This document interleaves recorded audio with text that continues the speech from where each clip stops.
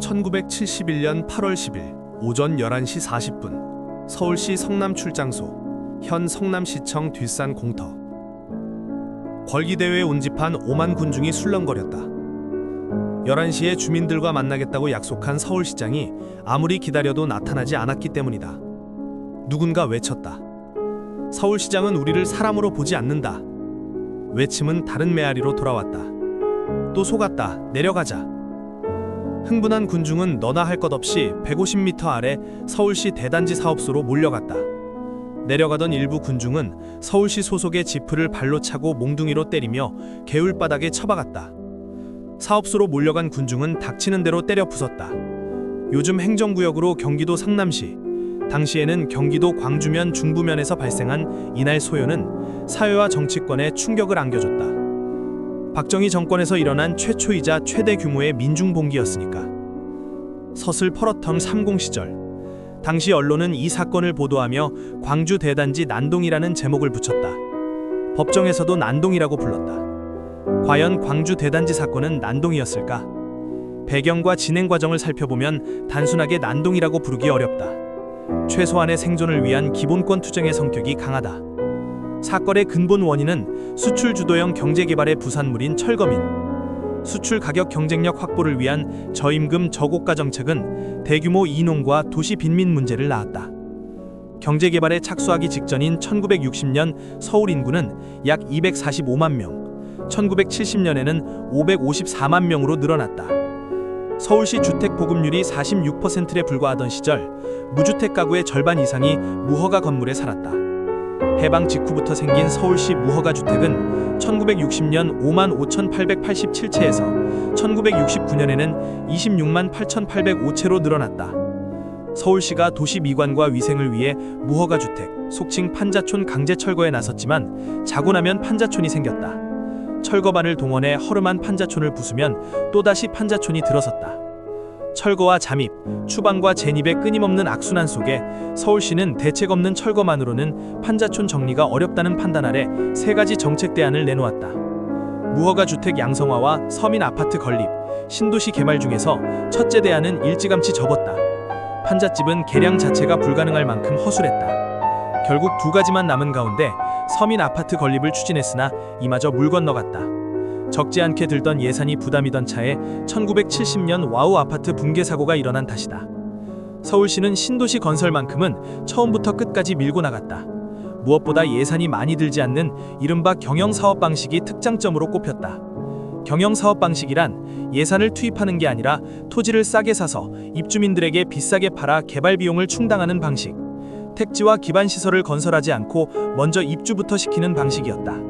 집을 짓는데 상식인 선개발 후 입주가 아니라 선입주 후 개발 방식의 부작용 가능성에 대해 박정희 대통령이 의문을 표시하자 서울시장은 김현욕 서울시장이 사람들이란 원래 10만 명만 모아놓으면 저희들끼리 알아서 살아갈 수 있다며 강행했다고 전해진다.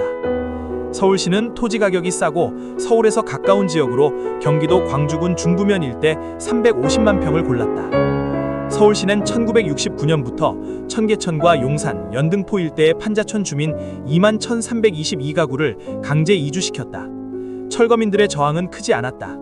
토지 분양과 일자리 제공을 약속받았기 때문이다. 박 대통령에게 올라간 당시 보고서에 따르면 사건 당시 광주 대단지의 인구는 13만 5,214명. 인구로만 보면 순식간에 웬만한 도시 하나가 생긴 셈이지만 생활 여건은 열악해 그지없었다. 토지 정리도 채 끝나지 않는 마당에 도로와 공공상하수도 보급도 20%를 밑돌았다. 약속했던 일자리도 제공되지 않았다. 철거민들은 악취 속 허허벌판에 그냥 내버려졌다. 서울과 오가는 교통편도 하루에 버스 6편뿐이었다. 서울의 무허가 판자촌에 살 때는 날품을 팔아서라도 그날그날 먹고 살 수 있었지만 당장 끼니 해결조차 어려웠다. 인근 닭장의 사료를 훔쳐 가족들이 죽을 끓여 먹고 쓰레기통을 뒤지는 사람도 많았다. 무엇보다 큰 문제는 개발 정보를 미리 파악한 투기꾼들이 판쳤다는 사실. 먹고 살기 어려워진 철거민들은 20평짜리 토지 분양권을 팔고 서울의 무허가촌으로 되돌아갔다. 일부 철거민이 떠난 자리에는 내 집을 싼 값으로 지으려는 일반 수요자, 즉 전입자들이 몰려들었다. 마침 1971년은 선거의 해. 4월 27일 7대 대통령 선거, 2월 25일 8대 국회의원 선거 유세 과정에서 장밋빛 공약들이 쏟아졌다. 공화당 소속 차지철 후보는 토지 무상 불화와 세금 면제, 대형 공장 유치 등으로 광주 대단지를 지상 낙원으로 만들겠다는 공약을 내밀었다. 감원 이설의 땅값은 천정부지로 치솟았다. 정부도 투기 열풍을 거들었다. 어제는 공업단지 기공식, 오늘은 상수도 통수식, 내일은 도로 준공식이 열리는 시기였다. 중심가 일부는 종로를 맞먹는 평당 20만 원에 이르렀다는 신문 기사까지 나왔다. 과열은 선거가 끝나자마자 얼어붙었다.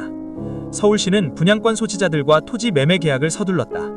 각종 건설공사로 재정난에 빠져있던 서울시는 평당 약 2,000원으로 책정한 택지를 처분하지 않으면 신규 투자가 전면 중단될 위기가 맞은 상황이었다. 더욱이 서울시는 입주권을 사서 들어온 전입자들에게 평당 8,000원에서 16,000원씩 토지 가격을 매겼다. 계약과 동시에 땅값을 완불하라는 조항까지 곁들였다. 서울시 명의의 토지대금 납부 고지서가 발부된 게 7월 13일, 14일. 고지서에는 7월 말까지 납부하지 않을 경우 6개월 이하의 징역 또는 30만 원 이하의 벌금에 처한다는 경고 문구까지 붙어 있었다. 호구지책도 마련하지 못하는 주민들은 충격에 빠졌다.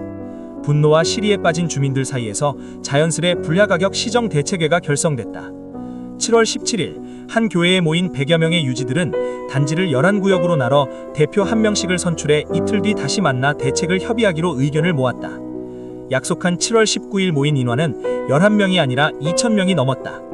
그만큼 생존과 직결된 문제였던 것이다. 대책위는 4개 요구 조건을 내세웠다. 첫째, 철거민 전입자 할 것 없이 단지 내 모든 대지 가격을 평당 2,000원 이하로 할 것.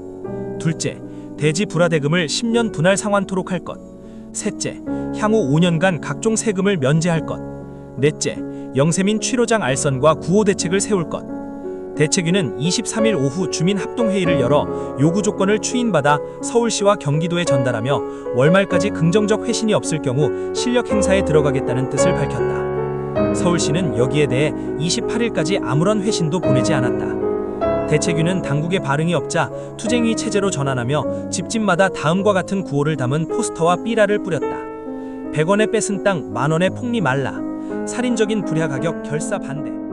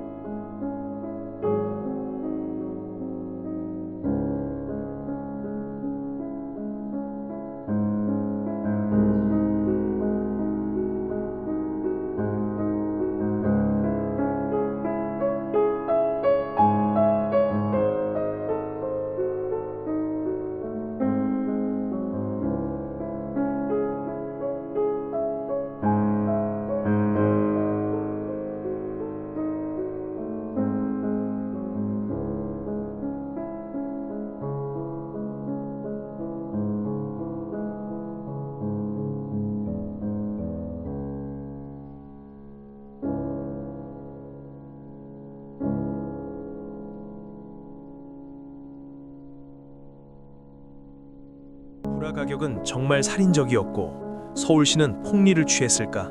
그랬다.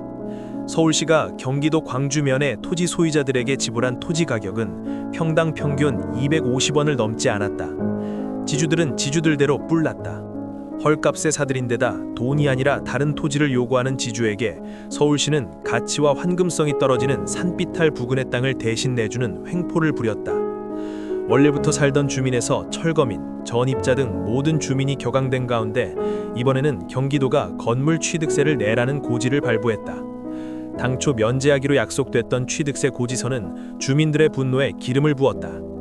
서울시와 당국의 성의 있는 답변을 기다리던 투쟁위원회는 요구사항에 대한 당국의 회신 대신 날라든 세금 납부 고지서에 조롱당하고 있다고 느꼈다.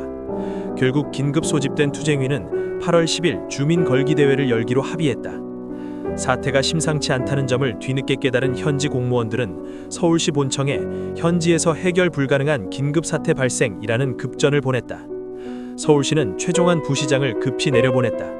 8월 9일 밤 8시 넘어 열린 투쟁위와 최 부시장과의 면담은 평행선을 달렸다. 최 부시장은 요구를 듣다 "누가 당신더러 이곳에 와서 살라고 했소? 여기서 살지 않으면 될 것 아니요? 라고 말해 분노를 자아내기도 했다.